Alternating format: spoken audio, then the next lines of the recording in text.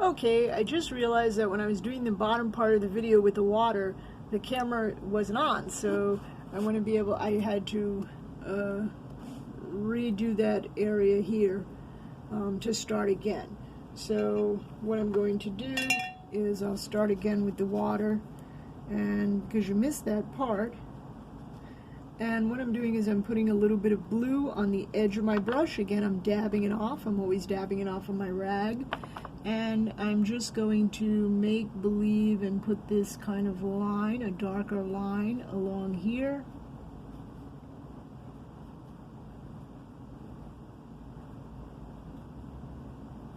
And I'm kind of feathering this across, and I have now this dark line. And what I'm going to do is with this blue paint that I have underneath, on my brush, I'm going to feather this back and forth. I'm going to soften that line a little bit. So now the line is a little bit softer. You see that? And what I'm doing is I'm kind of just blending it with the color underneath. And now it's pretty soft. And what I'm going to do is I'm just going to take more blue paint. I'm putting it on the edge of my brush, dabbing it off. And I'm going to feather this across very lightly. Okay? I'm just kind of going back and forth. And I'm just barely touching the canvas, and I'm just picking up more blue on the edge, dabbing it off, and I'm just kind of going back and forth, and I have these really light lines that you can barely see that are going across this area in the canvas. I'm picking it up a little bit more, and I'm doing that only with the edge of the brush.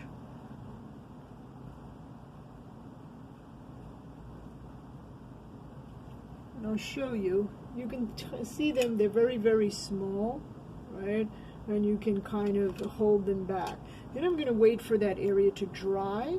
And while that's drying, what I'm going to do is I'm going to develop, maybe I'll change these clouds a little bit. So let's see what I can do with these clouds. Let's move this back so you get a little bit of view here. And I can go back, and I want to show you how I can change the clouds. I can put more white on top now that this is dry, and I can make that cloud come out a little bit more.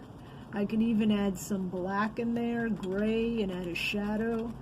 I could change the cloud if I don't like it. I could go back and put some more blue on top. But this way I'm getting a little bit more depth by building up that cloud and making it a little bit brighter. And I just kind of want to dab because I still want to lose the cloud. Maybe I got one over here that I have coming up. Okay? And the clouds, you can see, can get a little bit thicker. Then when this area is dry, it's still a little bit too wet with my hands, I'm going to think about making more strokes. But to make more strokes, what I tell students is to practice on a white piece of paper first. So what you would do is get your brush, and you could use, if you had a small brush, as long as you have, use your smallish brush for this. I'm going to use my fan brush, but you can use this small brush and just go back and forth. You're going to use the edge of the brush. So when I mean the edge, I'm doing back and forth like this. And what I'm doing is I'm kind of picking up blue.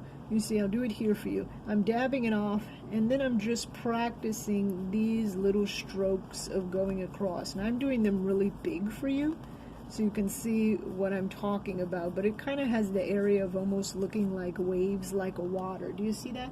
And you're going to practice that with your small brush. And you kind of want to have the areas where you want to make sure the brush is clean.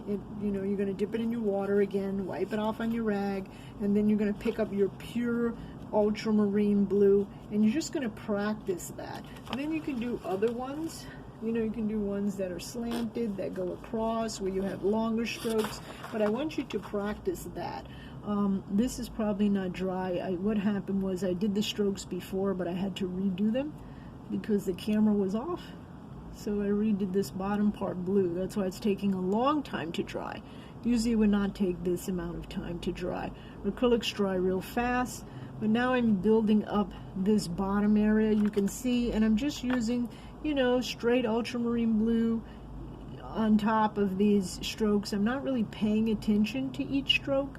If you pay attention to each stroke, you know, you will be there forever making each mark. So I'm kind of just putting these dark areas in, and I'm just going across. I'm not making them too wide or too thick. If you make them too wide or too thick, you can go back with a light blue and fix that.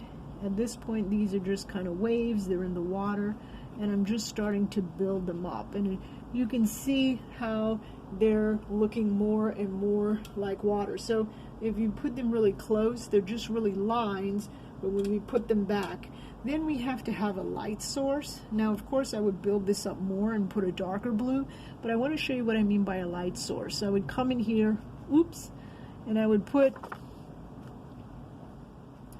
some white area just along here, like maybe where the light was falling. So I'm just going to pretend that the light is here just for now.